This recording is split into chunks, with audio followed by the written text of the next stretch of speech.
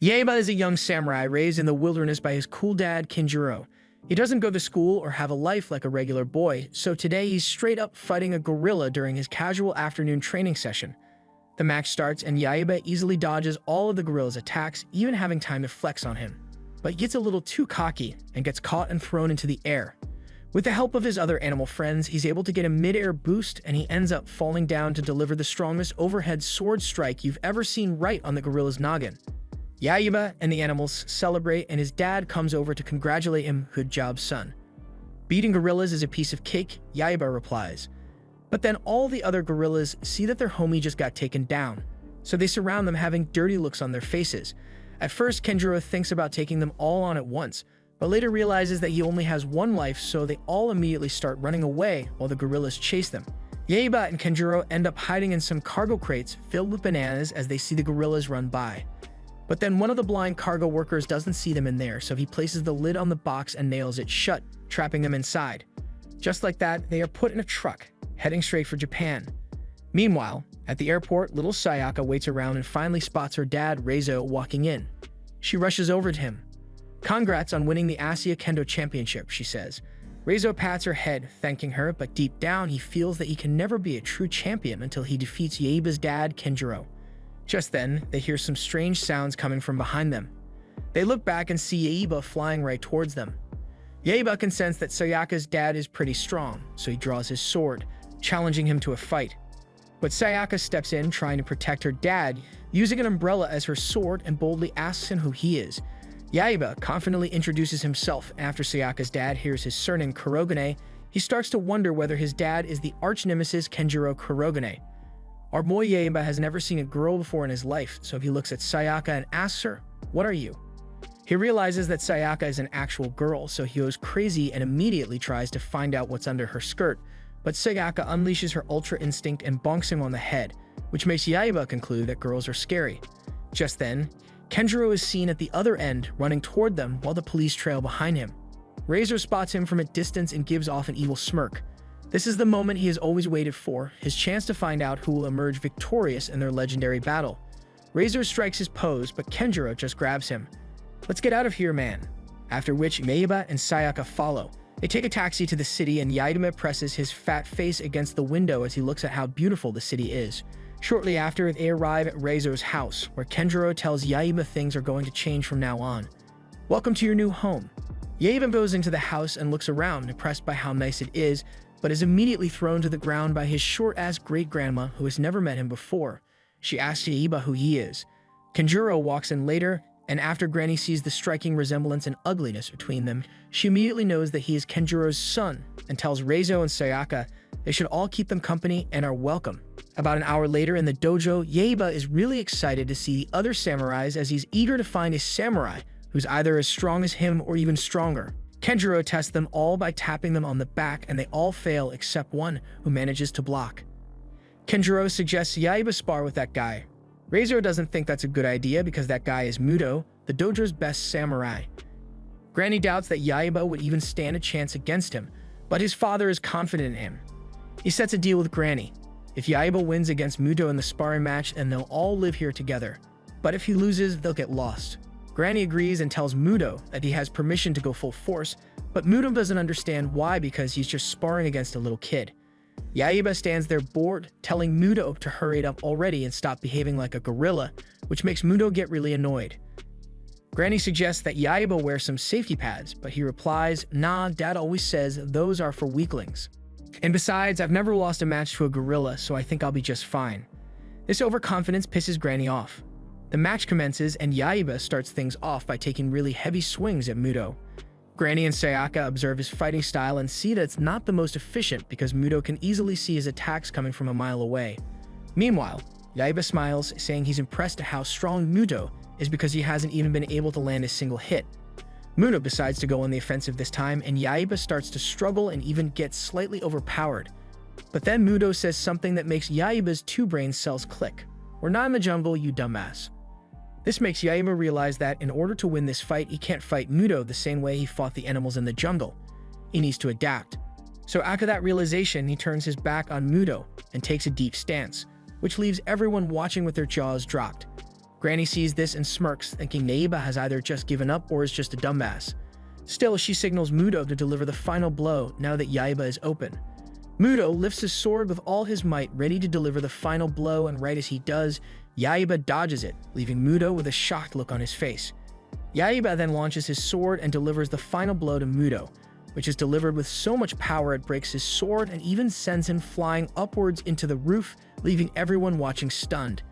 Yaiba realizes that he's won, so he hits his signature emotes while everyone just stares at him in disbelief of what just happened. Granny has never seen such raw strength and uncultivated swordsmanship in such a young boy before.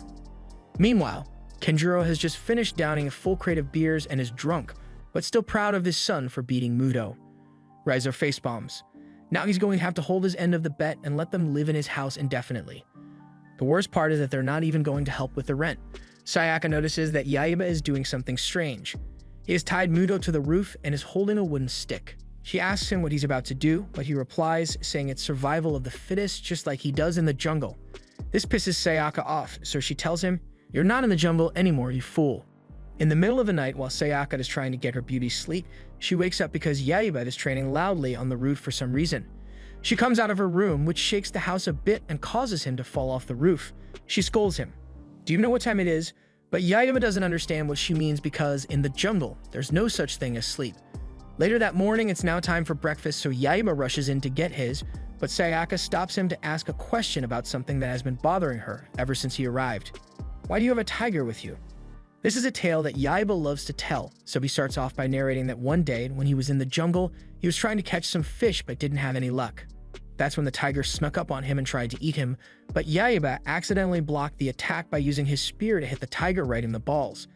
The tiger fell into the water and started to drown. The movements of his actually helped get the fish out of the water. Ever since that day, he and the tiger started to spend quality time together, and just like that, they became best of friends. But judging by the look on Sayaka's face, she doesn't look satisfied by that story. Just then, Reizo realizes that he hasn't seen Kenjiro, Yaiba's dad, all morning. That's when one of the maids comes to drop off a letter that he left for them before he left. Long story short, he set out into the city for a little while and left Yaiba behind, which pisses Reizo off because it's awful parenting. But Yaiba tells him not to be so hard on his dad because when they were in the jungle, he was always going off and leaving him alone on his own. A couple of hours later, Yaiba follows Sayaka out into the streets because he's curious about where she's going dressed up like that. "I'm going to school, you dumbass," she replies. Yaiba has spent his entire life in the jungle and has never been to a school before, so he asks her what it's all about. She tells him that it's a place where people learn, but Yaiba doesn't understand what that even means, so he takes it the wrong way and thinks she means that it's a place filled with really strong warriors who come together to train. Hearing this, Sayaka decides to troll him a bit. She turns back and tells him that it's a place filled with a ton of strong monsters and samurai, and that he wouldn't even stand a chance against any of them. Shortly after, they arrive at the school, and Yaiba is shocked as he sees just how large a school building is. Some of Sayaka's friends come over, take a single look at Yaiba, and think he's really cute. Yaiba sees them and acknowledges that this is his second ever encounter with girls, so he starts to sniff them all, which makes them all jeer with excitement. But this is all a little too much to handle, so Sayaka just drags him out of there while the girls just stare, wondering what they did wrong. It's now time for Sayaka to go to one of her classes, so she tells Yaiba to wait there for her, but he disagrees, saying that he came here to protect her, so he can't just leave her alone like that. Sayaka realizes that she only brought this upon herself, so she gives in and takes him into the dojo classroom, telling him to just be quiet and watch. Yaiba goes inside and immediately gets excited because he sees a lot of samurai stuff, just like what they have in the house. Sayaka replies, "That's nice, but I've got to go change." So she walks toward the changing room, telling him to just stay there and stay quiet. Right as Sayaka is about to take her top off, she shakes a bit as she hears Yaiba in the changing room with her, telling her, "What's up, fine shit?" He stops catcalling her and sees that she's starting to get a little angry, which confuses him because his pops had always told him that girls were into that kind of stuff. Sayaka then summons her inner chakra and kicks him out of the room. He heads back into the dojo classroom and sees some samurai swords. He picks one up when a tall guy who's trying to pull off Satama's haircut comes up behind him and says, "That's dojo property. Keep your hands off." Yaiba jumps back and assumes a battle stance. Sayaka comes out of the changing room and sees that in the 5 minutes she left Yaiba alone, he's about to go head-to-head with the samurai national champion. After Yaiba learns that this guy is really strong, he immediately asks for a sparring match, but the guy walks away. "You're not worth my time." Yaiba then tries to deliver a sneak attack, but the guy quickly adjusts his pivot and counters the attack, knocking the sword out of Yaiba's hands. The Saitama dude looks at Yaiba with a serious face and tells him to get out of here because this isn't a kiddie playground. Yaiba smirks. This is the first time anyone has ever been able to knock a sword out of his hands. Yaiba introduces himself and asks for the guy's name. "I'm Takeshi Onimaru," he says, and just like that, Yaiba begins his lifelong rivalry with Onimaru. Quick backstory about Onimaru: he currently lives alone and takes care of his bird poultry, while his sister is away for the kendo seminars, but at least he texts her every day to update her on what's going on. He tells her that this year's national kendo competition is coming up, and as usual, he plans on securing the first place slot. His entire extended family has always supported him and are going to be watching the event, so he knows he can't screw this up and he won't be defeated. The next day at school, Yaiba is busy annoying Sayaka as usual. Then as he runs off, he accidentally bumps into his arch-nemesis, Onimaru. Yaiba is still hungry for a duel with him, so he draws his sword asking for one, but Onimaru just replies he'd rather barf, and besides, he's way stronger than him. He then walks away, going up the stairs while Yaiba follows, having an annoyed look on his face. Yaiba tries a sneak attack, but Onimaru already saw that coming, so he swiftly sidesteps it and knocks Yaiba off his feet, making him lose the little aura he had left. Then before Onimaru leaves, he tells Yaiba to come back after training for a couple decades, and maybe he'll be stronger enough. After that, he walks away while giving off an evil laugh. At this point, Yaiba is really pissed off. Sayaka has a concerned look on her face, but she thinks that Onimaru isn't willing to spar with Yaiba, probably because he has nationals coming up, so he just wants to stay focused. She tries convincing Yaiba to just leave the dude alone, but our boy just ignores it and looks back at her, having a crazy look on his face, saying he's got an idea. A couple hours later at the Shobukan Dojo, Sayaka is starting to get worried because she hasn't seen Yaiba at all since their last encounter, and she just knows he's about to do some dumb shit. In the boys' locker room, Onimaru can't find any of his samurai gear, making him feel frustrated. Then one of the snitches tells him that he saw Yaiba with him earlier in the hallway. This is confirmed when Onimaru finds a letter that Yaiba left behind which says, "Hey you idiot, it's Yaiba." Onimaru crumples the paper in anger and then rushes outside, where he sees the first part of his training gear sitting right out in the open. Onimaru is confused why it's just out there like that. Then as he bends down to pick it up, he triggers the trap set for him. A bucket of water falling from above, but he swiftly dodges it and says it'll take a lot more than that to catch him lacking, with a smirk on his face. Meanwhile, Sayaka has already started training in the dojo and she's worried because it's been close to 30 minutes since practice started and Onimaru and Yaiba are nowhere to be seen. Onimaru is seen dashing through the hallways as he sees the next piece of his equipment, but right before he gets there, he triggers the tripwire that was set, causing the lockers to fall onto him, but luckily he escapes right in the nick of time. As he picks up the gear, a hidden arrow springs out, but he dodges it, so it only manages to graze his face. He then smirks and hits the most iconic anime one-liner, saying things just got interesting. Yaiba sits on top of the roof, wondering what's taking Onimaru so long to get there, but just then, Onimaru bursts through the door, carrying his gear and panting heavily. Yaiba yet again asks for a sparring match with him, but Onimaru refuses and just tells him to give him his gear back because he's not fighting a loser like him. That said, Yaiba throws his headgear off the building, and as he rushes to go get it, Yaiba kicks him in the shins, which makes him stumble a bit, but he's still able to grab the headgear. After that, he does a lot of unnecessary parkour, and even sticks the landing for 5 extra aura points, which makes everyone around stare in shock. But he immediately loses those aura points as he falls into the pit that Yaiba dug up for him. Definitely didn't see that one coming. Yaiba looks at him from above, asking him whether he wants to reconsider the sparring match, but Onimaru still refuses, so Yaiba just fills the hole with different sports balls and closes him in, after which he walks away. The next day, Onimaru is trying to feed his birds, but he can't hide the fact that he is so pissed off at Yaiba for what he pulled yesterday, saying if it's a fight he wants, he's gonna get it. Onimaru later realizes he's raising his voice at his birds, so he apologizes to them. A couple hours later, Sayaka is watering the street for some reason, but in the next moment, she's shocked to see Onimaru standing right in front of her asking for Yaiba. Sayaka tells him that Yaiba isn't at home right now, but right as Onimaru responds, he accidentally steps on Katagora, the family tiger. She's not in the best mood today, so she charges at Onimaru trying to attack, but using just 3 strikes. Onimaru puts her down for the count. Granny then walks in after seeing that display and tells Onimaru that a swordsman shouldn't be acting that way. She also overheard that he was looking for Yaiba, so she tells him she heard him mention he was heading to his house earlier. Right as he hears that, he immediately rushes back home before Yaiba can do anything dumb. After he leaves, Sayaka expresses her concern because she thinks Yaiba is going to get his ass beat by Onamaru, but Granny has faith in him and thinks it's actually going to be the other way around. Yaiba arrives at Onamaru's house looking for him and requesting a duel, but he doesn't find him there. Instead, he finds Shonusuke, his old vulture friend who flew all the way from the jungle just to come and see him. As Onamaru rushes back home, he sees Yaiba flying on Shonusuke in the opposite direction, then a feather falls right in front of him, so he just knows they messed with his bird poultry. Onamaru gets home and sees that his bird poultry has been torn down. The leftover birds even have tears in their eyes because of the trauma they just witnessed.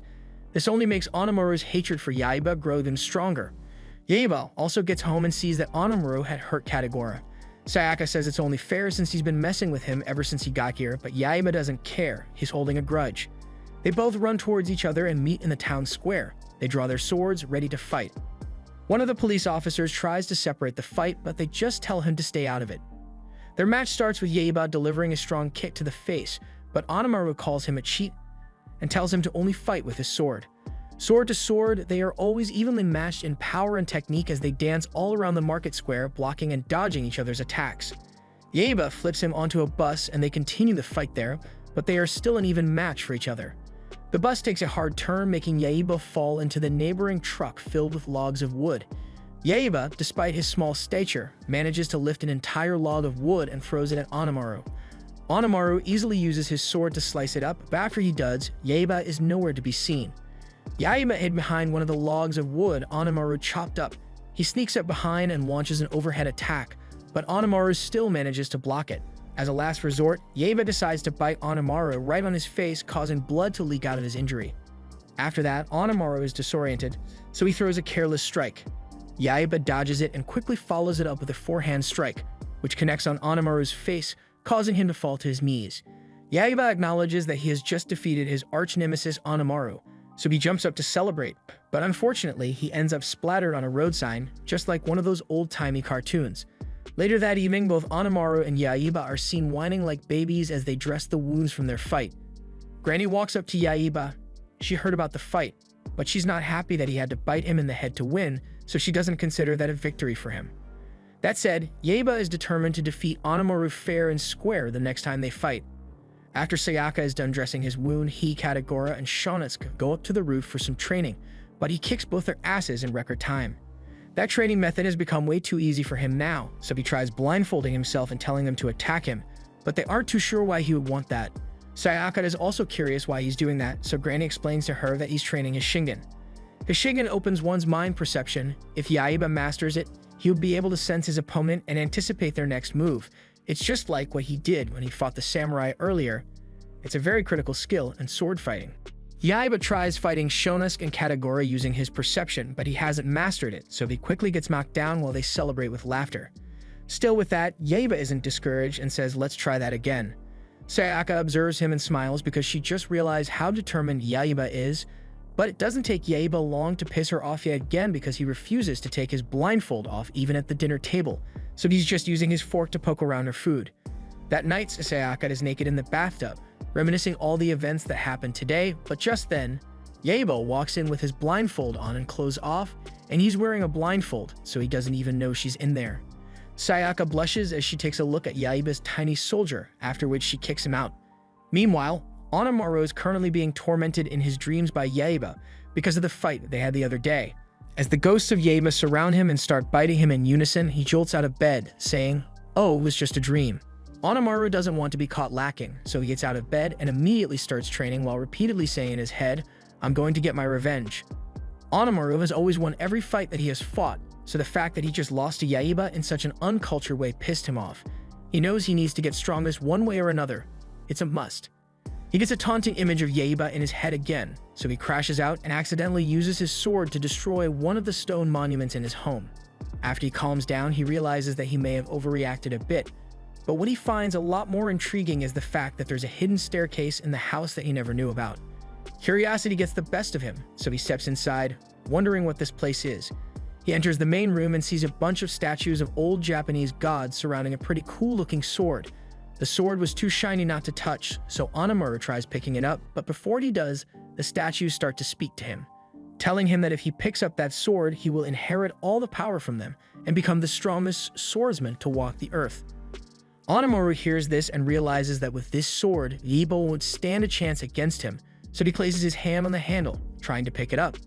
A bright blue blinding light emerges from the sword as he picks it up. His body then starts to transform and undergo changes. His eyes turn to a bright red color.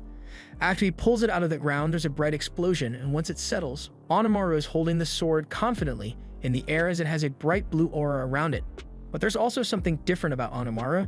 He now has two ugly-ass horns on his head and a striking new confidence. Nothing can stop him now. Meanwhile, Yaiba's granny looks through his magical sword and can tell that the vile Oni has been awakened. The next day, Yaiba is seen on the roof practicing his blindfold fighting technique known as the Kekai. The Kekai is a special technique that marks the finite zone in which he can sense an opponent's attack. So that invisible barrier is referred to as the Kekai. Still, Granny decides to perform a small test on our boy Yaiba, so she throws a rock at him. To both Granny and Sayaka's surprise, Yaiba senses the stone coming and instantly blocks it like a boss, but instantly loses all his aura as the stone comes back down to hit him in the head. The next day at school, Yaiba arrives and all the class baddies surround him, saying he looks really adorable. Sayaka sees this and just stares, wondering what those girls see in a dumbass like him. After that, some of Yaiba's pervy classmates show him some explicit photos of girls with huge water jugs. Yaiba looks at them and casually says that he often takes baths with Sayaka and the ones she has are nowhere near the shapes or sizes of the ones in the magazine. Sayaka obviously overhears this and gets pretty embarrassed, so she's now about to smack our boy over the head with a guitar, but she instantly freezes in shock as Yaiba detects her even without looking back. Just then, some of their classmates draw attention to the window, so Yaiba comes to take a look and sees Onimaru walking into school with those ugly horns on his head. Yaiba observes that Onimaru has gotten bigger and has a shady aura around him, so he naturally starts to get a little intimidated. Onimaru unsheaths his sword and challenges Yaiba to a duel to determine once and for all who's stronger. Yaiba naturally gets excited at the mention of a duel, so he picks his sword up and immediately jumps out of the window. Yaiba lunges at him, but instantly gets startled as Onimaru uncases his sword and lands a swift strike. However, Yaiba manages to dodge it at the last second, so it only manages to graze him a bit. Yaiba repositions and yells at Onimaru for playing dirty by using a real sword instead of a fake samurai one. Sayaka and the others realize that's a real sword, so they start to get worried about what the outcome of this fight would look like. Yaiba staggers back, Onimaru lands an overhead strike, but Yaiba is able to dodge and then grabs a steel pipe to use as a makeshift sword. Onimaru sees it and scoffs, "You think you can beat me with that piece of trash," he says.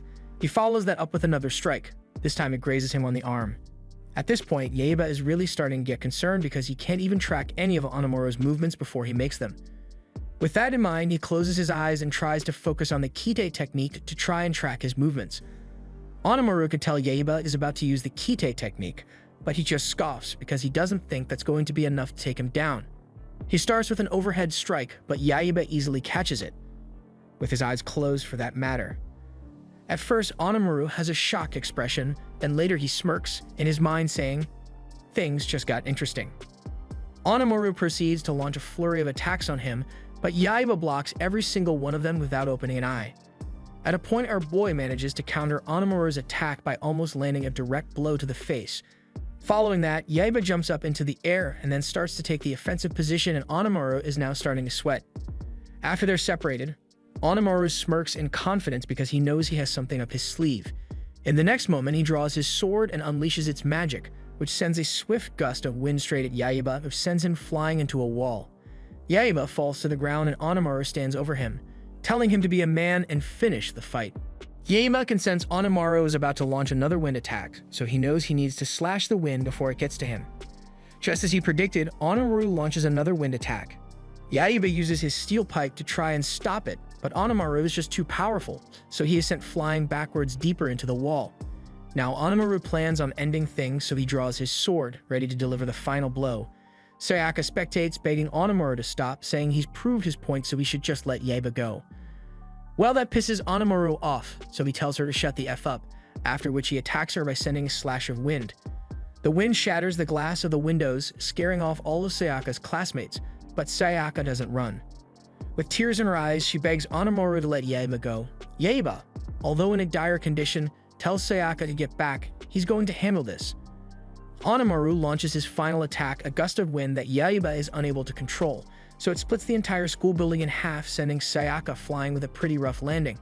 Sayaka musters up some strength, looks up to the sky, and sees that Yaiba has been rescued at the last minute by his little bird friend.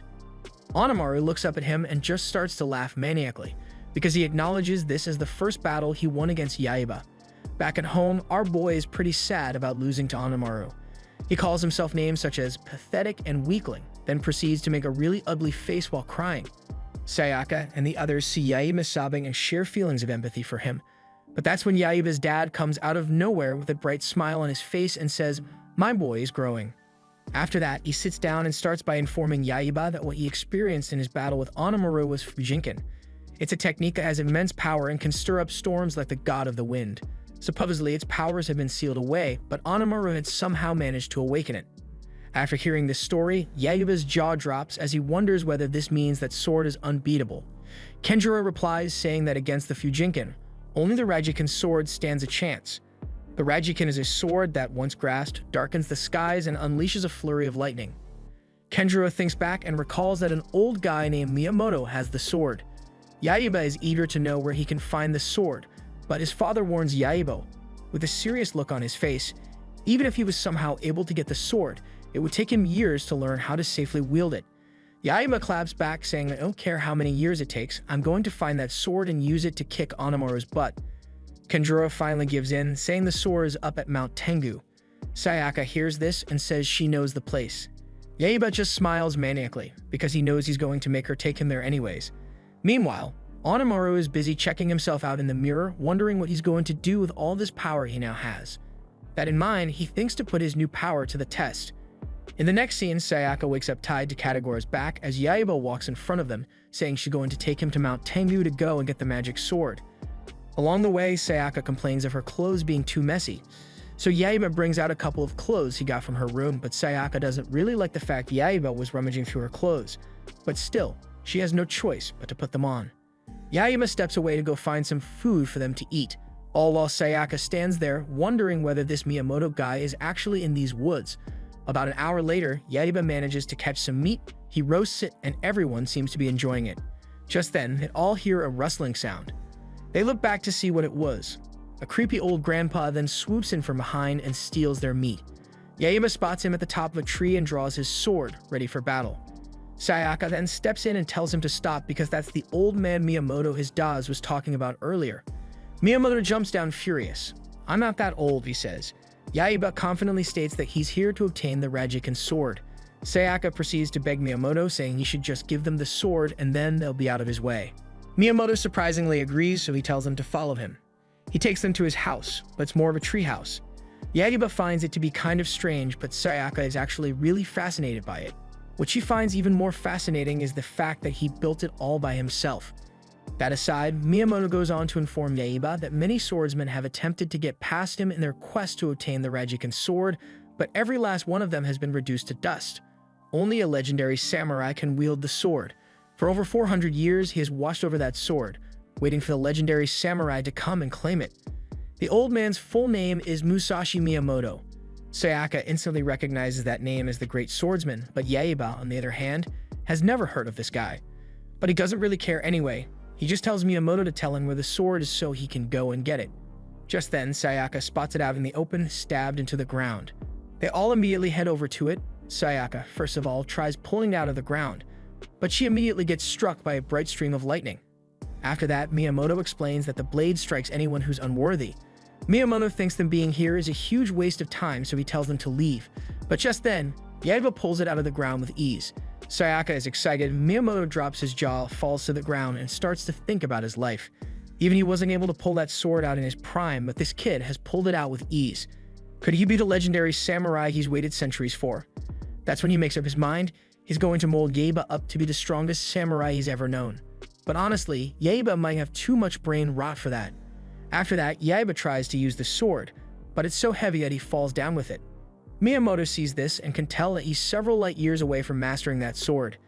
In order for him to brand the sword, he needs to first of all forge a spirit capable of conquering the thunder god's power within. That said, our boy decides to lock in. He draws the sword and maintains a deep stance while trying to summon the thunder god. The clouds get really dark. Yaiba starts to get struck by some thick yellow lightning, while everyone around just looks on.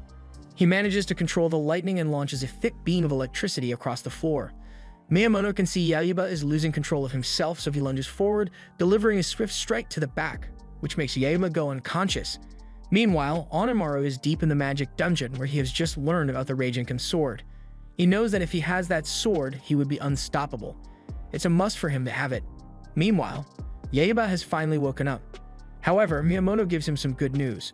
The Thunder God has acknowledged him. But in order for him to wield the sword properly, he needs to either conquer its power by true courage or fall prey to its strength and become a demon, which is what happened to Onimaru and why he has those ugly horns on his head. As Yaiba is right now, he has zero chance of winning, but that doesn't demotivate him.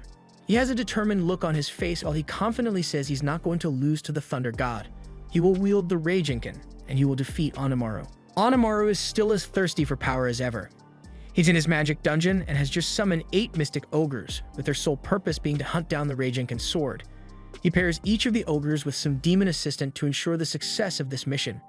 Meanwhile, Yaiba is deep in the woods, training with Miyamoto to become the next legendary samurai. His first test is to cross the river by stepping only on the lily pads, but Yaiba fails on his first try and doesn't even understand how he's supposed to pull that off. Miyamoto explains to Yaiba that he's not supposed to walk across, but rather whisk himself across and move like the wind. He demonstrates by leaping across the river, moving as light as a feather.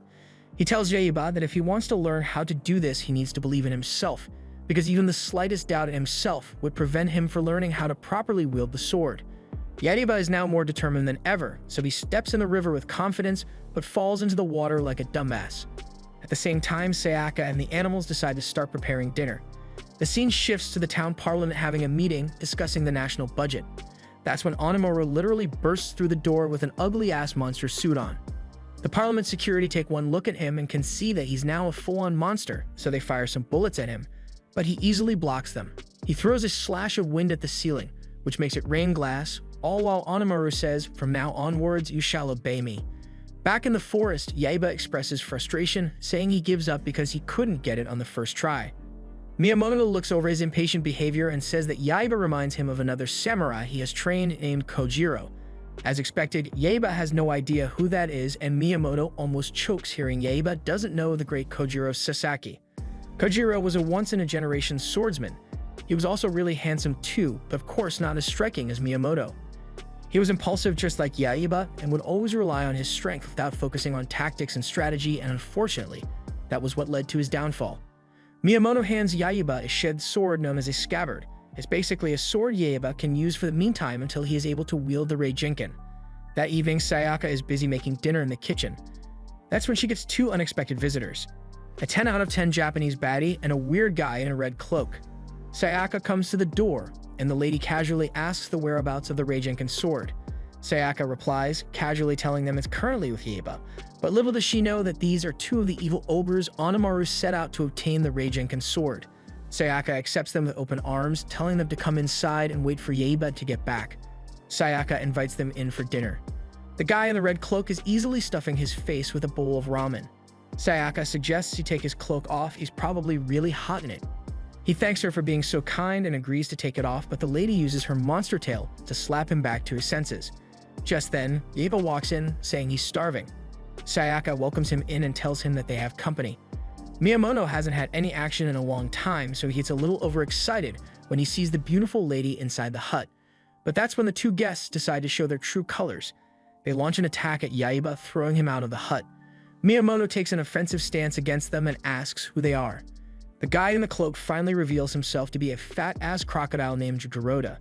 The once beautiful lady transforms into a giant snake named Zapapukamus.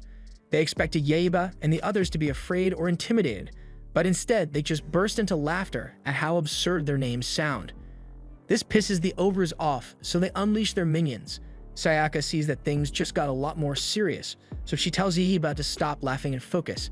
Right before they can get attacked, Yaiba springs into the air and lands a coordinated attack on the first wave of minions. Miyamoto observes that move from Yaiba and informs Sayaka that it's called the Shoken, a technique that uses laughter to agitate one's opponent and create an opening.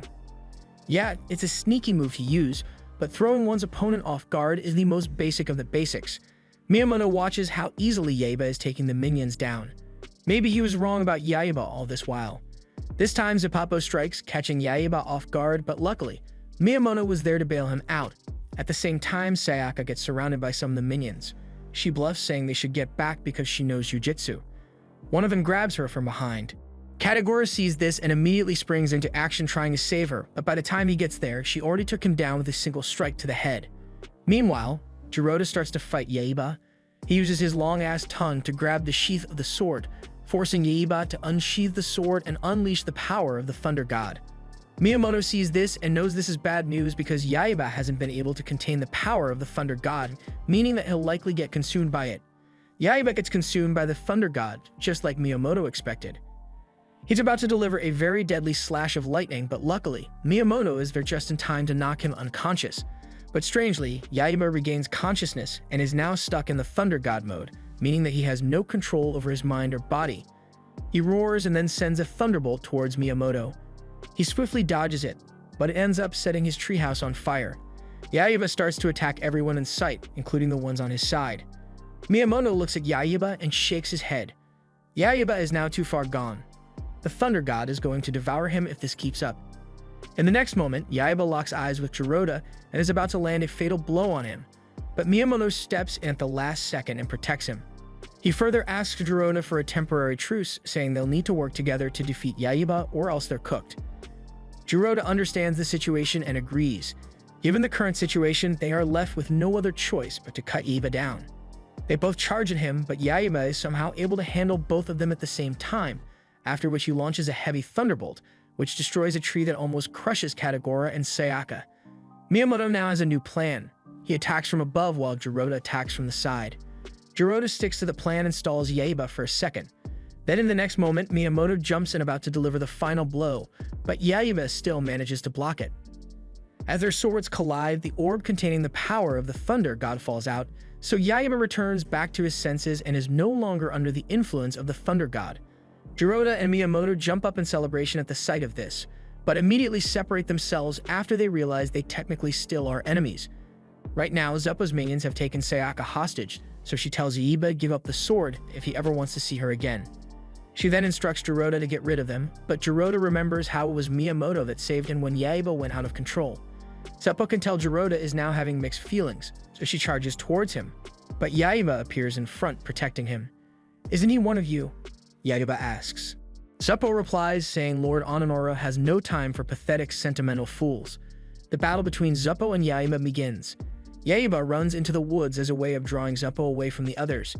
Yaiba passes through the woods and easily defeats some of the minions, but when it comes to facing Zeppo, she's a lot stronger than he expected, so he's easily struck down. Yaiba distances himself from Zeppo as he thinks of his next move. He sees that Zeppo counters every attack he's made, so he charges at her, but this time tries something new. He spins the blade while running at her. He is knocked back again by Zeppo, but this time the blade maintains its centrifugal force and continues to spin. Some of the minions come up from behind. Yaiba throws the spinning blade at them, and it's so sharp that it's able to slice an entire tree into multiple pieces. As Yaiba chases the minions down, Miyamoto observes his technique and informs Sayaka that it's an old spear fighting technique that uses centrifugal force to keep the blade spinning. Zeppo can tell there's no way he's going to defeat them at this point, so he thinks he might be able to take some credit if he returns to Onimura with the Raijinkan orb. Yaiba sees that Zeppo is trying to get away with the orb. The only way he can get to him is by crossing the river, so without thinking, he swiftly steps across the lily pads and reaches the other side in a matter of seconds. Then he uses his Senpuken technique to slice Zeppo clean in half. After that, Zeppo transforms back into a normal snake. Yaiba releases him back into the wilderness and tells him to stay like that.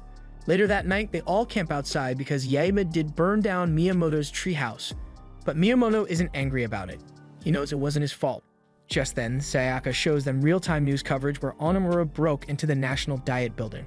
Onimura has now transformed into a full-on monster, and on seeing this, Yaiba knows he has to hasten his training with the Raijinkan because that's the only way he'll be able to defeat him. Hearing this, Miyamoto makes up his mind and decides that they're going to Ganryu Island to obtain a secret weapon that is made in the same way as the Raijinkan.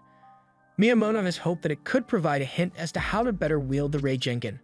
Miyamoto can't say for sure Yaiba will master the sword, but he definitely does have some potential. Then the next morning, they begin their journey to Ganryu Island. But as they travel, an airborne drone is seen floating above them, monitoring their every move. Deep in Onimaru's lair, his other ogre servants report to him saying the Raijinkan sword is now in Yaiba's possession. Onimaru hears this and finds it absurd because he doesn't think Yaiba would ever be able to wield that sword. Mr. Spider, the ogre in charge of all the planning, says according to his calculations, Yaiba is as good as dead because he sent one of the strongest ogres, Mr. Slug, to go and retrieve the sword. Mr. Spider pulls up a video of Mr. Slug, confident that he'll be able to take Yaiba down in record time. Onimaru takes a look at this and is more concerned as to why no one is assisting Mr. Slug.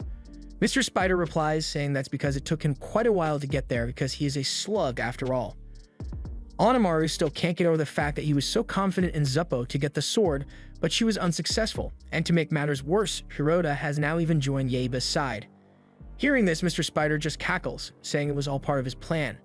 Meanwhile, Yaiba has been battling Mr. Slug for the past 30 minutes now and hasn't been able to land a single blow because its mammoth, slime-covered bulk can resist any attack. Luckily, the group is smart enough to know that slugs hate salt, so they throw several bags of salt into the sky. Yaiba immediately catches on and uses his Senpuken technique to split open all the bags of salt, allowing it to fall onto the slug, making him shrink down to his initial form. They all stare at tiny Mr. Slug in awe. He knows he has been defeated, so he immediately scurries off, saying he'll have his revenge. Onimaru watched all that on the screen and isn't happy about it, so he further asks Mr. Spider whether he has a plan B or not. Mr. Spider tells Onimaru to rest assured, he has just the perfect plan. After a long day, the gang walks home while the sun sets. Yaiba complains about how hungry he is. Sayaka spots two guys walking past them, heading into a hot spring. She would kill to take a bath, but Minamoto tells her to can it because he doesn't have any longer to spend on that. Just then, they run into the overly excited owner. He thinks they were about to head into the hot spring, so he congratulates them, saying they are his 1 millionth customers, so he'll be having them all as special guests. Sayaka tries to explain that they don't have any money to pay, but the owner excitedly tells her to shut up because for this time only it's going to be free for them. They all agree, so the maids guide them along the way. Inside, Miyamoto and Jiroda are just chilling, while Yaiba is busy goofing off as usual. Miyamoto tells Jiroda to test Yaiba, so he tries a sneak attack on Yaiba, making him get startled and fall into the water. Miyamoto comments, saying he'll need to do a lot more work on his balance if he ever wants to become the strongest samurai. Then in the distance, a dark figure with glowing red eyes appears to have been watching them this entire time. At the same time, Sayaka is busy taking a bath. The dark figure watches over her like a hawk. She gets the hint that she's being watched, so she looks around, but there's no one there. She starts to assume that it was Yaiba, so she throws a water bucket at him. At first, Yaiba gets angry for being hit even when he didn't do anything, but then he starts to wonder why she's even mad because she doesn't even have anything worth seeing. This situation has given Miyamoto an idea. He tells them that his next training task is to climb up that slippery wall as quickly as he can. He tells Jiroda to join in on it as well. Yaiba is a crazy for competition, so he immediately makes his way up the wall, only to see Sayaka and the others waiting for him there with their water hoses fully loaded up. They start to spray him, but our boy is somehow able to swim on the hose water midair. Sayaka blocks the water supply, causing Yaiba to fall to the ground and lose all his aura. Meanwhile, the old man looks through the bamboo sticks for a quick sneak peek, but unfortunately for him, she saw this coming and ends up slapping him in the face. After they get into their robes and are served with a full-on buffet. Everyone except Yaiba, of course, who has only been served one bowl of rice. Sayaka tells him that's punishment for looking on her earlier, even though it was actually Miyamoto who was spying at her. Back at Onimaru's lair, Mr. Starfish informs his colleague that he has been spying on Yaiba and the others for the entirety of today, and he can confirm that he is the one with the Raijinkan sword, and for some reason, he even takes it with him into the bath.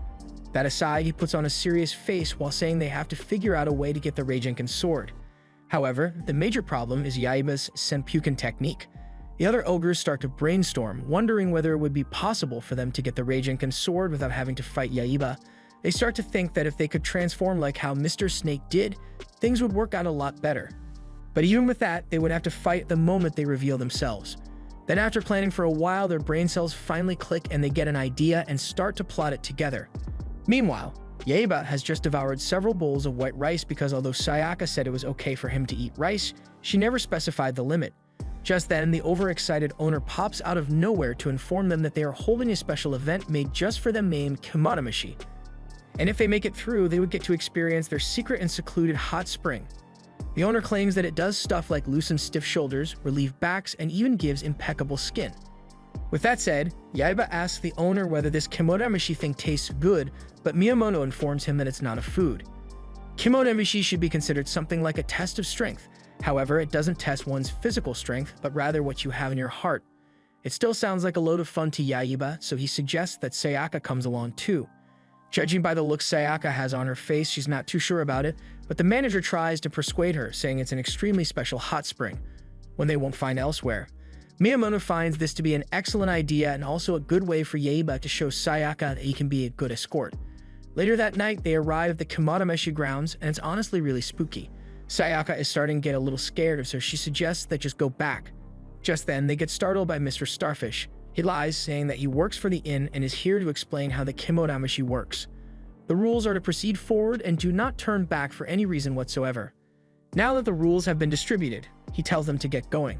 But before then, he asks Yaiba to allow him to hold that dangerous sword for him until he returns. Hearing this, Yaiba instinctively draws his blade, but then starts to wonder whether he may have a point.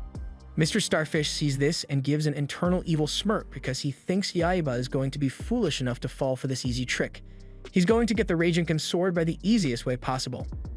Then that evil smile quickly fades off his face as Yaiba keeps his sword with him and says he'll just keep it sheathed instead. Although this puts a hole in the first phase of Mr. Starfish's plan, he's not worried because the second phase is just about to start. Mr. Mantis is the star of the next phase. He's known for disguising himself and then taking down his foes. Mr. Starfish is confident that Mr. Mantis will be able to find an ingenious way to blend in, and if he does, the Raijinkan sword is easily theirs. Unknown to Yaiba, Mr. Mantis poses as an old granny who has sprained her leg, so he draws Yaiba in asking for some help. But Yaiba takes a look at him and starts to think this granny looks pretty weird. She's so big and has huge eyes. Then out of nowhere, Mr. Mantis reveals himself and decides to launch an attack, but Yaiba quickly uses his unsheathed sword to bonk him on the head, after which Sayaka scolds him for using his sword to hit an elderly woman. They both apologize for it and then keep on moving.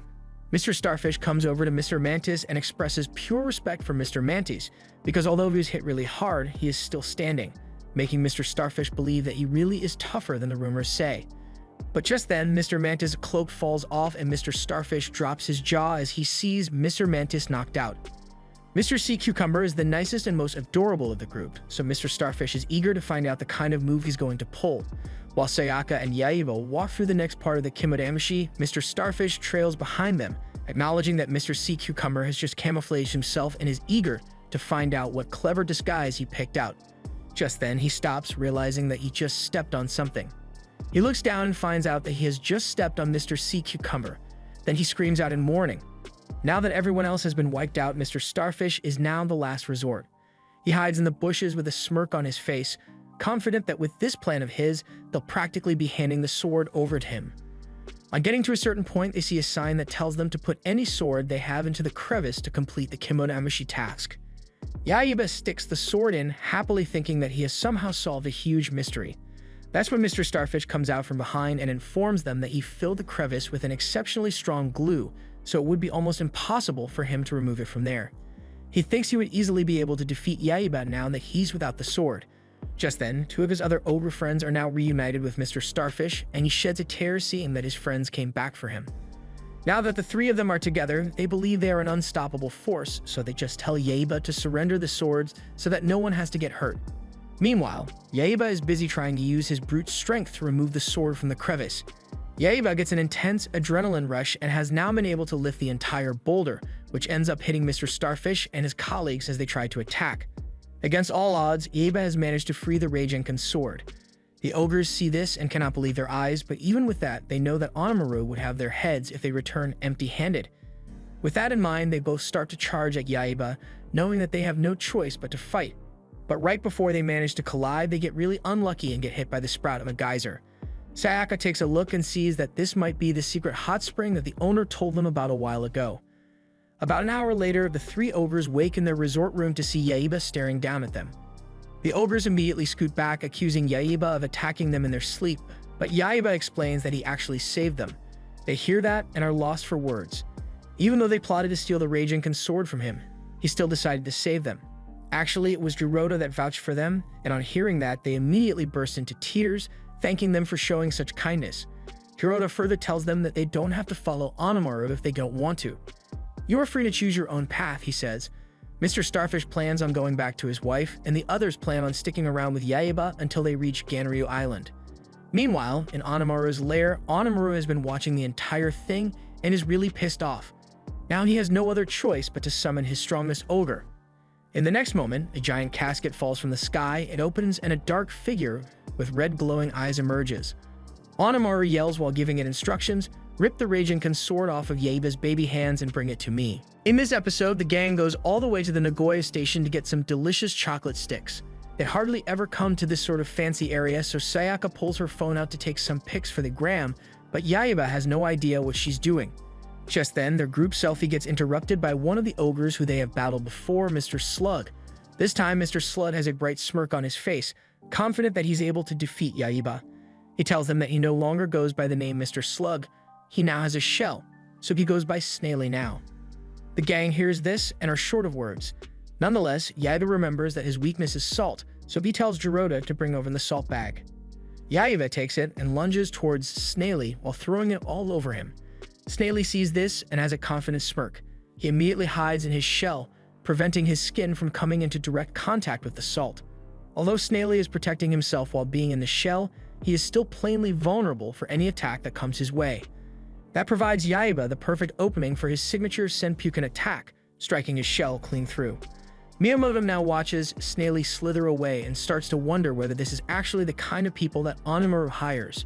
Yaiba laughs maniacally, saying that the next time he lays his eyes on Onamaru, he's going to take him down with his Senpuken attack. But just then, they all hear a very deep voice coming from above. A dark character lands on top of the tallest building in the district. Miyamoto sees this and realizes this guy could be a final boss, so he tells Yaiba to get ready.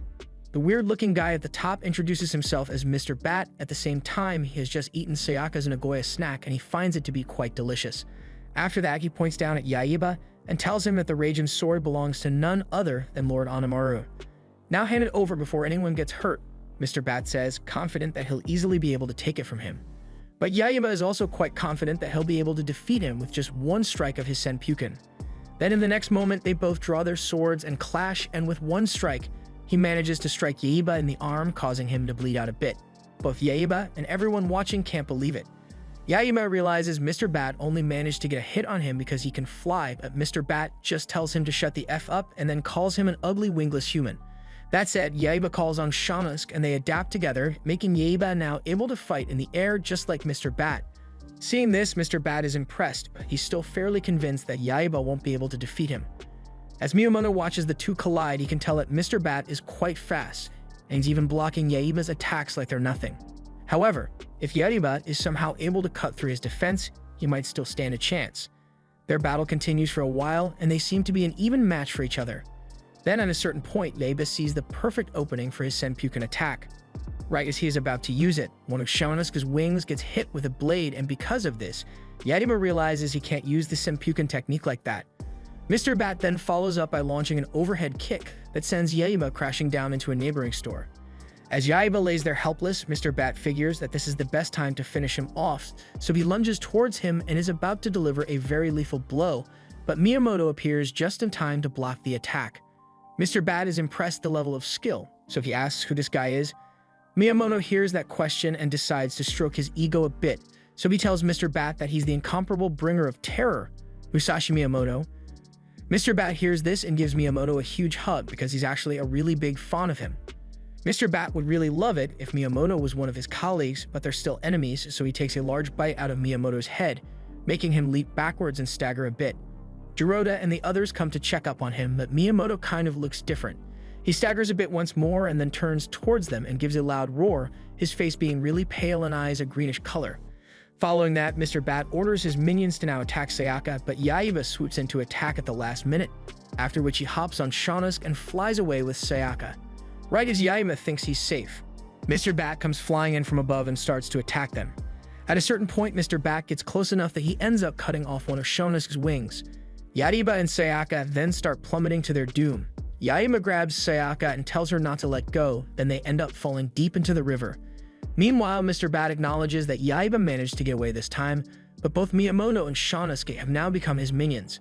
With this, he knows he's one step closer to claiming the Raijin sword.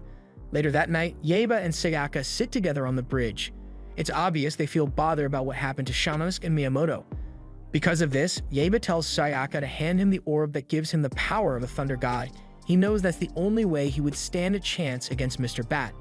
However, Sayaka fears that if he uses the orb again, he might get consumed by the thunder god's power again and become a demon, just like what happened to Onimaru. Yaiba argues, saying he'll be fine and that he's been training. Even with that, back when Yaiba got consumed by the thunder god's power, Miyamoto was there to snap him out of it, but now, there's nobody here to do that for him. At this point, Yaiba is really frustrated because not even his signature Senpuken attack was able to stop Mr. Bat. He's going to need to think of something clever to take him down. Just then, their hearts drop as they hear Mr. Bat's voice call out to them from afar. He's confident Yaiba won't escape this time. He summons several of his demon minions surrounding Yaiba. However, he does give Yaiba one last chance to hand over the Raijin sword without anyone getting hurt, but Yaiba is no coward. He manages to single-handedly defeat all of Mr. Bat's minions, but Mr. Bat swoops in and knocks him to the ground. Yaiba struggles to get up. With his current situation, he knows there's nowhere for him to run. Just then, Katagura bursts through Mr. Bat's minions. Both Yaiba and Sayaka are ecstatic. Mr. Bat sees this and is honestly shocked because he expected one of his minions to have taken Katagura down by now. But nonetheless, he sees this as a futile struggle for Yaiba. They both ride on Katagura's back, heading in the south direction, and judging by the look Yaiba has on his face, you can tell that he has a plan. About 10 minutes later, they take refuge in an old abandoned house, but Sayaka knows that it's only a matter of time before Mr. Bat finds them. She turns her back and sees Yaiba in a really ugly samurai suit, wondering where he's going with this. Katagura's spidey sense activates, so they all assume their best hiding spots. Mr. Bat bursts through the door and doesn't see anybody, although he can sense their presence, so he slices through one of the samurai suits and sees Sayaka in there. This provides the perfect opening for Yaiba to come up from behind and land a perfect strike on Mr. Bat. Yaiba knows that was a clean strike, still he wonders whether that would be enough to put Mr. Bat down for good.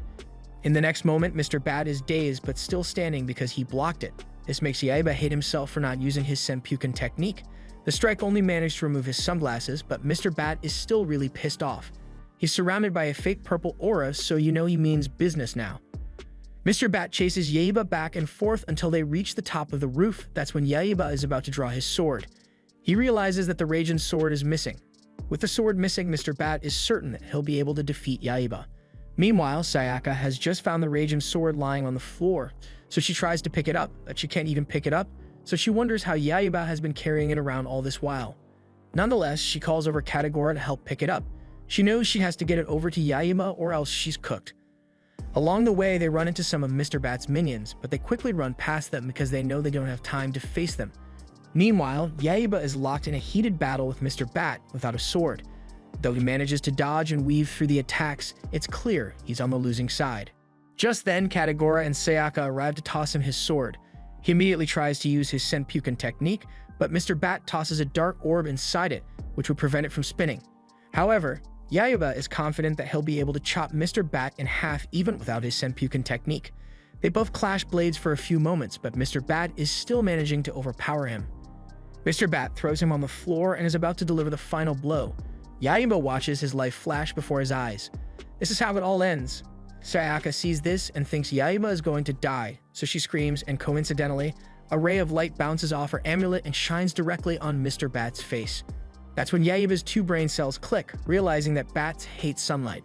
He immediately picks up his sword and uses it to run round the room and slices it open, taking the roof off and making Mr. Bat more exposed to the sunlight. Now the roof is off, Mr. Bat shrieks in pain and the dark orb he put on the Raijin sword fades away, meaning that this is his chance to use the Senpuken technique. He launches it, and in an instant Mr. Bat is split in half and deforms back into several bats that end up flying away. Yaiba has just saved the day again, so he hits the signature samurai pose for extra aura points. Sayaka runs over to him and hugs him, but he pushes her away, saying he's not focused on girls right now. Later that day, the gang are seen at the park having a snack, but Yaiba has refused to eat and is even training. He knows he still has a long way to go. For now, they need to head to Ganryu Island before Onimaru's poison spreads even wider. Yaiba has never been more determined. He needs to get stronger if he's going to be able to take Onimaru on. That same night in the town square, everything seems to be going just fine until several people look up and start to notice a giant, scary blimp floating in the middle of the sky. News reporters immediately start to cover the scene, informing the general public that Onamaru has appeared and is planning to take over the National Diet building and turn it into his own castle. He even plans on taking over the whole of Japan at a point. Onamaru is then seen flying across the sky at the top of his blimp, having that same ugly smirk on his face. He speaks to the commoners, telling them to bow for him and that Japan is now his. The commoners hear this, and let's just say they're not happy about it. They say they'll never bow down to him. Onamaru sees that the citizens are retaliating, so he decides to give them a little sneak preview of the kind of power he holds. He draws his sword and uses his wind magic to slice a tower building in half, which makes the citizens start to get scared as hell. After the building falls, Onamaru tells them all to remember what they all just witnessed, after which he gives off an evil laugh. On the blimp, Mr. Spider draws Onamaru's attention and informs him that Mr. Bat just got smoked by Yaiba. Onamaru is surprised to hear this because Mr. Bat was one of his strongest ogres. He's further informed that Yaiba and his gang are now heading to Ganryu Island, so he instructs Mr. Spider to get there before them and revive this world's most legendary samurai, Kojiro Sasaki. Meanwhile, Yaiba and the others are in a boat that's sailing towards Ganryu Island. Miyamoto stands in front, telling them the story of the great Kojiro Sasaki. Yaiba is going to need the making of his sword, and if you're wondering what makes it so special, it has the ability to extend and shorten at will, which basically makes it the most overpowered weapon. The sword making is called the Mono, and over 4 centuries ago, Miyamoto dueled Kojiro for that very making and won against him. Yaiba is curious as to how he managed to pull it off, so he explains, saying he heard Kojiro had obtained the Maken. He devised a very smart, top-secret plan. He won that battle with Kojiro simply by coming late. Sayaka calls it sneaky, but Miyamoto calls it the art of war. Just like Yaiba, Kojiro had the patience of a flea, so he quickly grew angry and irritated. Then the duel commenced. Kojiro started off with his signature technique, but Miyamoto quickly parried and then unleashed the crushing blow. Yaiba hears this and doesn't believe him, so Miyamoto brings out a novel that was written about the entire battle to prove it. It was even a bestseller at Ganryu Island. He walks over to him and urges him to read it. Then a few moments later, they arrive at Ganryu Island. Mr. Spider follows Onamaru's orders and got there before them and is now looking everywhere for Kojiro's Maken. He lifts a grave over and sees Kojiro's dead body lying in his grave. Kojiro was buried with his Maken, so Mr. Spider simply takes it out, acknowledging that the Maken's ghostly powers must have kept him from mummifying. Mr. Spider mixes up some potions that help restore Kojiro's youthful body, and after it's done, Kojiro looks as good as new. Now all he has to do is let out 4 centuries of Maken magic, and with that power, all he would have to do is pinpoint the moment of Kojiro's death and open a portal into the space-time continuum. The portal opens and he sticks his finger into it to bring out Kojiro's soul and sticks it into his corpse. A few moments after sticking it in, Kojiro still hasn't moved a muscle, so Mr. Spider starts to wonder whether he might have done anything wrong. He even slaps him across the face several times, but he's still giving no response. But then in the next moment, Kojiro jumps out of the grave and looks really pissed off while he points his blade at Mr. Spider, asking him why he laid his filthy hands on his blade.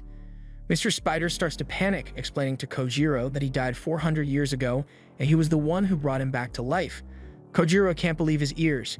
How could the most legendary swordsman of the century have been killed? Meanwhile, Mr. Spider checks his tracking device and sees that Yaiba and his crew have just arrived.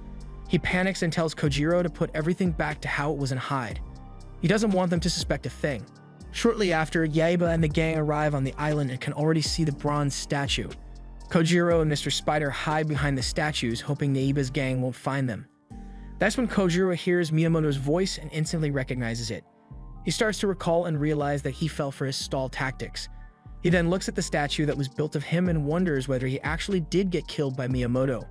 Mr. Spider further explains that's why he came here to resurrect him after all. Miyamoto is currently unaware that Kojiro has been resurrected, so he first of all drops some words of respect for him. Kojiro hears this and starts to get a little flattered, but in the next moment he gets a little too cocky and starts to roast Kojiro, saying he'll never be as good or handsome as him. That statement really pisses Kojiro off, so he slices the statues to pieces.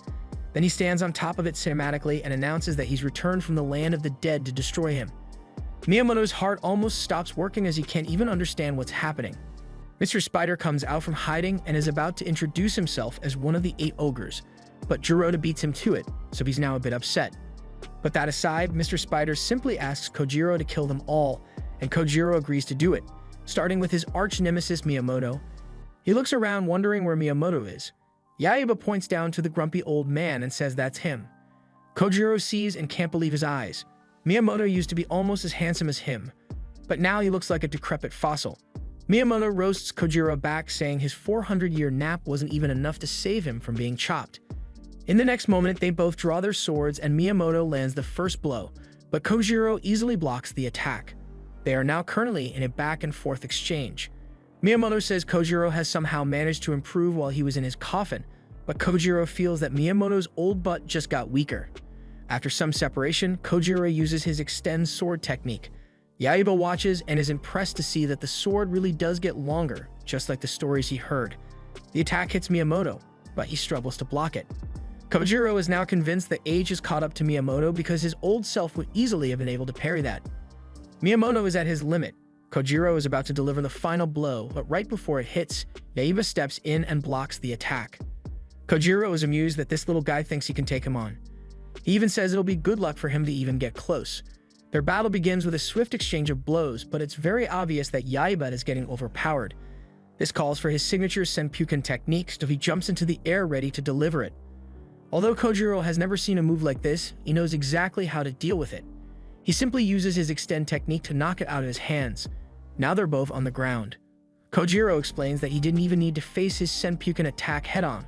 All he needed to do was deflect from below. The Senpuken was Yaiba's trump card, so now he doesn't even know what to do. Kojiro is ready to deliver the final blow.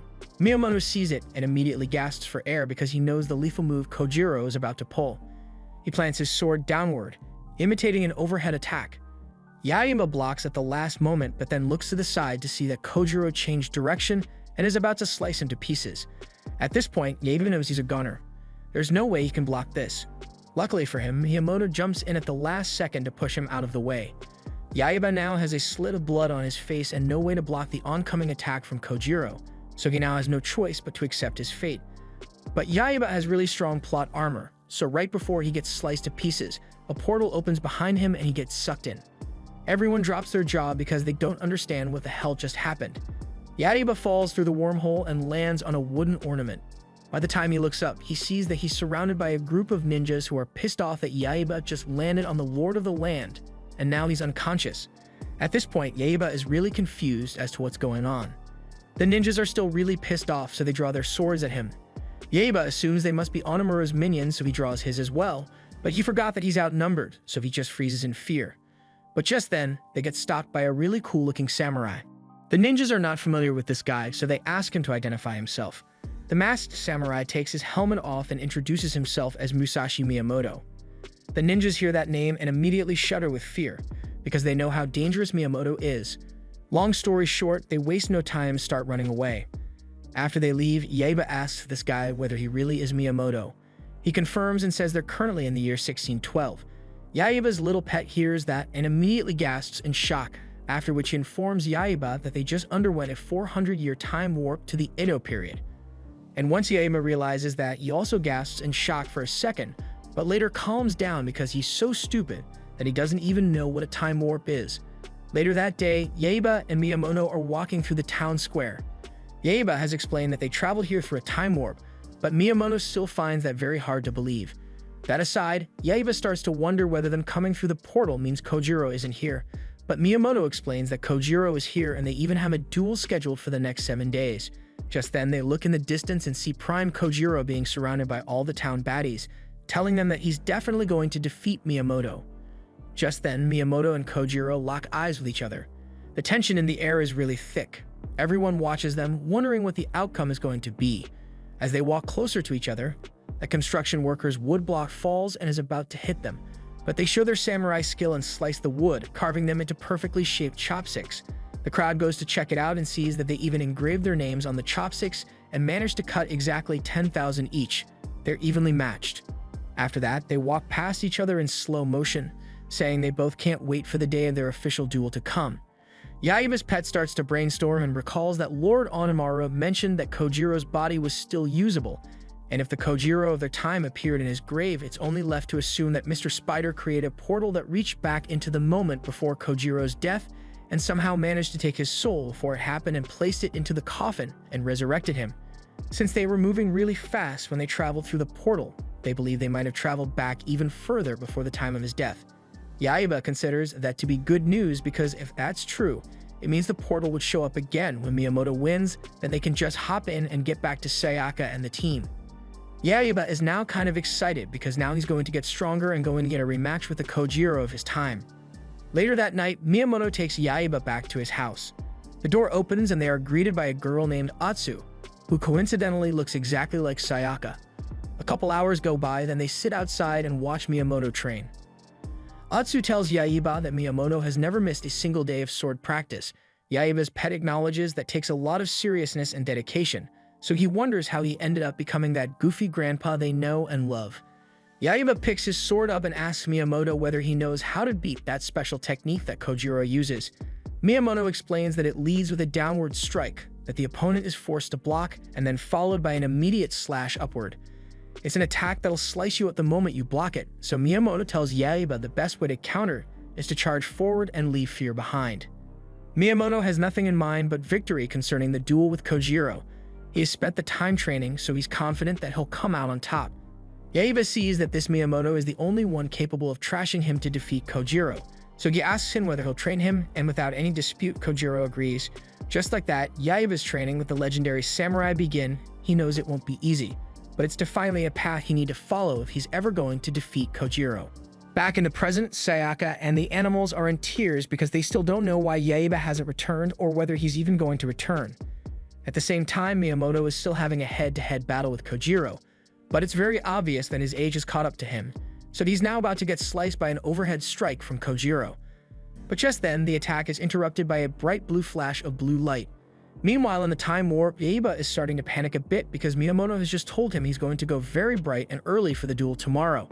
Yaiba sees this to be a problem because the older Miyamoto told him that he only managed to win the duel because he showed up late. Yaiba tries his best to convince Miyamoto, but he refuses, saying he's not even going to get any sleep and will head out for the duel bright and early in the morning. After Miyamoto steps inside, Yaiba panics even more as he sees his sword disappear from the scabbard. His pet then alerts him, saying that history has started to rewrite itself, meaning that Miyamoto will end up losing the duel with Kojiro tomorrow. Yaiba realizes that this is all because he opened his big mouth to tell the Miyamoto of this age that he's from the future.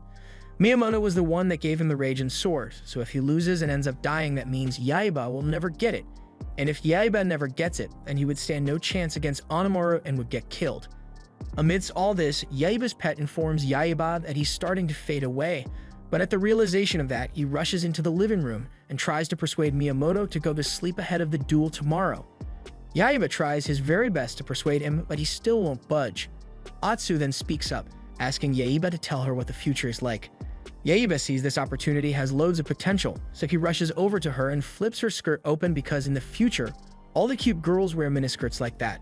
Miyamoto then calls out to Yaiba with a serious tone, saying he's got his attention. They all then spend the next couple of hours drinking several bottles of wine. Miyamoto is really high at this point. You can tell just by looking at how red his face is.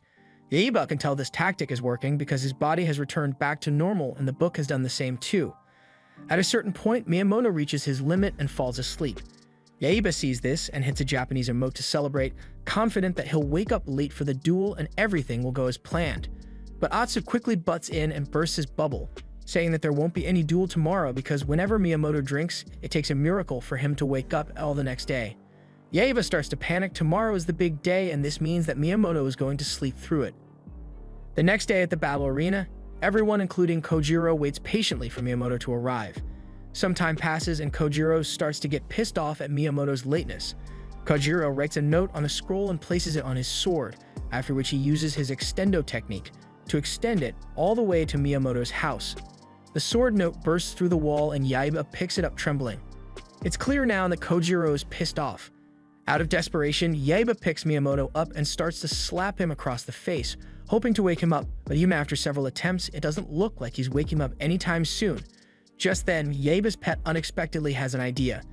The old Miyamoto told him over and over how his duel with Kojiro went down, and it's all even documented in that book. Yaiba hears this and quickly catches on, realizing that it's up to him to make sure that history repeats itself. At the arena, Kojiro's patience is starting to wear thin. That's right, when his opponent calls out and lands right in front of him. Yaiba stands on some stilts for a height boost and is disguised in Miyamoto's clothes, but Kojiro is so much of a dumbass that he can't even tell the difference. Yaiba is confident that he'll be able to defeat Kojiro. All he has to do is follow what Miyamoto said. Yaiba charges at Kojiro, remembering that Kojiro's first attack is going to be the Tsubamageshi. In order for him to land a decisive blow, he would need to charge forward and delete any fear he has in him. Kojiro lands his first strike, but Yaiba messes it up, so he gets slammed into the ground. Kojiro lands a couple more blows with his sword, which Yaiba manages to dodge, but his stilts get taken out, so he's now back to being a short king. Yaiba lays there on the floor, not knowing what to do. Kojiro is about to deliver the final blow as life flashes before his eyes, but by the time he opens them, the real Miyamoto was there to block it for him. At this point, Kojiro's brain is not braining. How are there two Miyamotos? Miyamoto assures him that he is his true opponent, and now that Kojiro is sure of that, their battle begins with some light sword clashes. Kojiro uses his sword extendo technique, but Miyamoto flexes on him by easily jumping over and standing on it. Yaiba spectates and is at a loss for words. After some separation, they both charge towards each other. Kojiro uses his Tsubamageshi, but instead of just blocking, Miyamoto charges forward and counters. Yaiba's jaw is dropped. He saw that move as one that was 100% unbeatable, but somehow Miyamoto managed to pull it off and deliver a head-on blow to Kojiro's noggin, marking Miyamoto's victory. Yaiba spectates and is happy to see that everything went as planned and Miyamoto won. But now time for the canon event to take place, so Kojiro's soul flies out of his body and the portal opens up, which Mr. Spider reaches through and grabs it. Yaiba realizes this is his only chance to get back to Sayaka and the others, so he and his pet waste no time hopping in. Now back in the present, old man Miyamoto is currently on his last legs against Kojiro. That's when a blue light flashes brightly, and by the time it dims down, Yaiba appears right in front of him to block the attack. Seeing this, Miyamoto and Sayaka are ecstatic. Yaiba draws his sword and has a serious look on his face, saying to himself that this time he's going to defeat Kojiro's Tsubamageshi. Kojiro launches it. Yaiba deletes all the fear in him and manages to block Tsubamageshi for the first time ever. Kojiro is shocked. Miyamoto celebrates it with passion. Still, Yaiba gets knocked down by Kojiro's sword extendo technique. Kojiro advises him to give up. He doesn't have a sword making, so there's literally no way he's going to defeat him. Still, Yaiba doesn't give up. He stands up and recalls what the young Miyamoto taught him. A true samurai must first of all believe in himself. Old man Miyamoto hears that and realizes that Yaiba is now ready to control the power of the Thunder God, so he urges Sayaka to give him the Raijin Sword Orb. Sayaka throws it, and it sticks perfectly into the sword.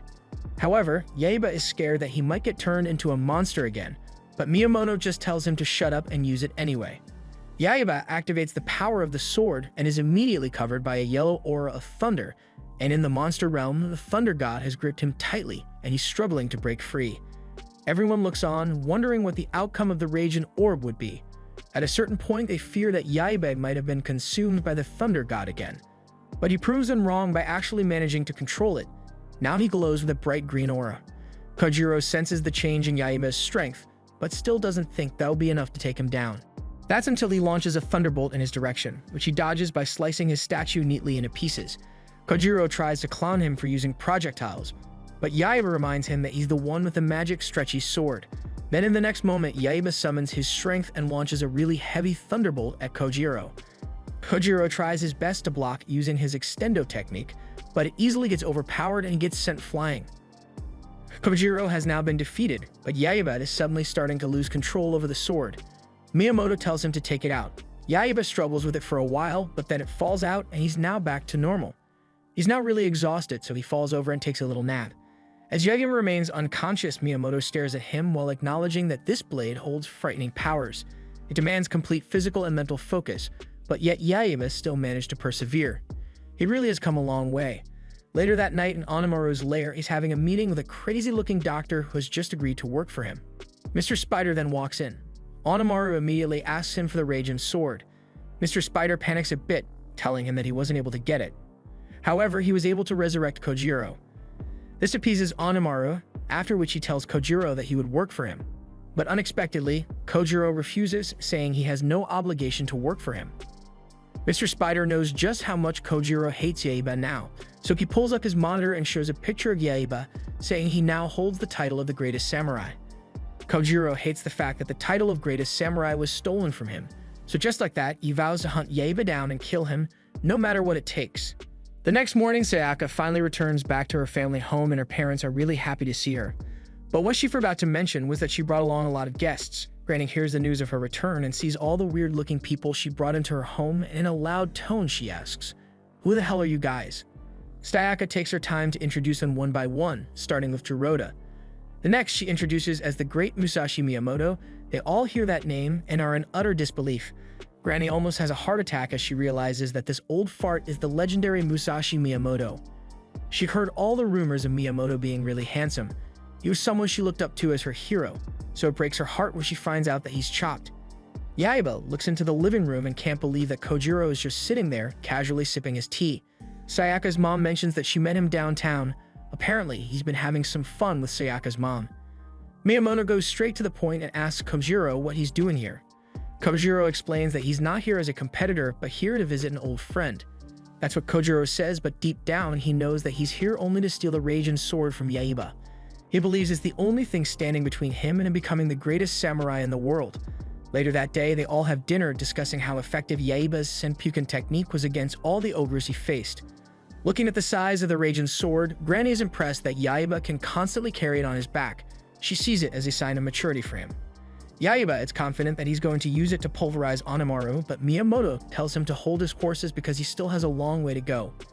He needs to learn how to control the sword and even needs to learn some new techniques. The thought of Yaiba learning new techniques intrigues Kojiro because it means he may become a bigger threat than he already is. That said, Yaiba and Miyamoto agree to start training as early as tomorrow morning for a new technique that would suit the Raijin sword. A couple moments later, everyone jokes around and eats, but not Kojiro. He knows that he needs to act before Yaiba becomes a greater nuisance. Later that night, Miyamoto plans on training Yaiba ninja style. Tonight, he's teaching Yaiba the art of stealth, and their first mission is to take a sneak peek at Sayaka while she's taking a bath. They arrive at the bathroom and are about to assume their peeking positions, but they accidentally step on a tree branch, so Sayaka hears them and pours a hot bucket of water over their heads. 10 minutes later, the two buffoons are seen with ice packs on top of their heads.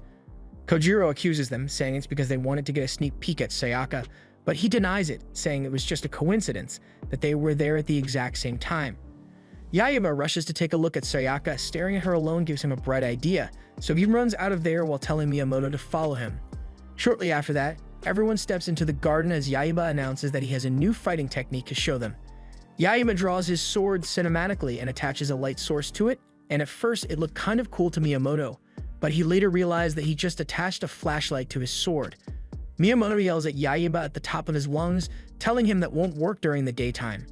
After that, Miyamoto walks away disappointed, telling Yaiba that he should let him know when he's actually come up with a useful technique. Sayaka and Jiroda just walk away too, agreeing that it may take Yaiba a bit longer to perfect the technique. Yaiba spends the entire night till morning on the roof in his thinking pose, trying to come up with a new technique for the Raijin sword. He's been up there so long everyone has started to notice, and they're honestly even impressed by his concentration. It's been several hours since Yaiba's last meal, so he's really hungry right now. Sayaka could see that, so she comes to the top of the roof and shows him a tray of her famous rice balls. Yaiba gets ready to dig in, but instantly remembers that Miyamoto told him not to take another bite of food until he comes up with a new technique. With that in mind, he immediately turns his back, saying he doesn't have any time for rice balls. Jiroda and the others continue to make fun of his sword technique hunt, so it makes Yaiba crash out, telling them all to shut the hell up. Several hours later, Yaiba is still at the top of the roof, swinging his sword in different directions, trying to create the most effective sword technique. Just then, there's a stream strike of lightning, which makes him smile because he's just gotten an idea of what his new technique is going to be.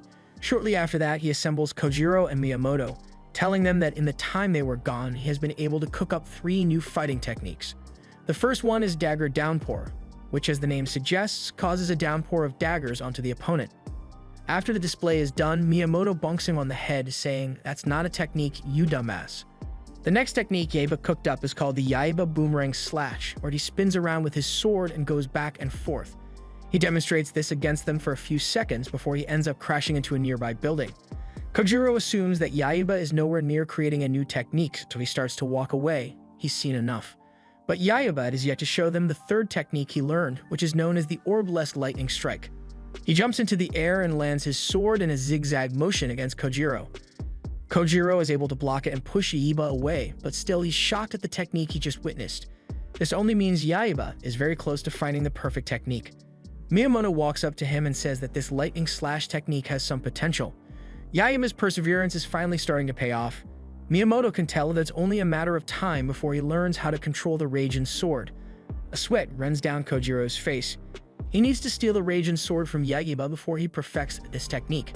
The next day during Yaiba's training, he climbs to the top of a bamboo stalk and uses his new lightning slash technique to slice and dice the bamboo into pieces. Miyamoto counts the bamboo cutouts and scolds him because he only managed to cut 13 pieces. Yaiba hears this and is confused as to why that's even a problem. So Miyamoto explains that given the shape of the bamboo stalks, he's easily supposed to have like 50 cutouts of bamboo. That said, Yaiba climbs to the top of another bamboo stalk and tries again, but this time he falls on his face like a dumbass. Kojiro watches from a distance and has a smirk on his face as he realizes that it's only a matter of time before fatigue sets in, which means that all he has to do is await Yaiba's exhaustion. Yaiba spends the next half hour cutting down bamboo stalks using his new technique. Miyamoto reviews each one of them, saying that he definitely has improved his cutting technique, but still has a very long way to go. After that, Yaiba decides to take a break, so he sits on the floor and drinks some water. Kojiro watches from a distance and finds this to be the perfect opportunity for him to steal the Raijin sword. Then right before he can get the sword, Miyamoto calls him out, asking him why he's sneaking around. Kojiro panics and immediately starts to take care of Yaiba, saying he worked up a good sweat, so he just came to bring him a face towel.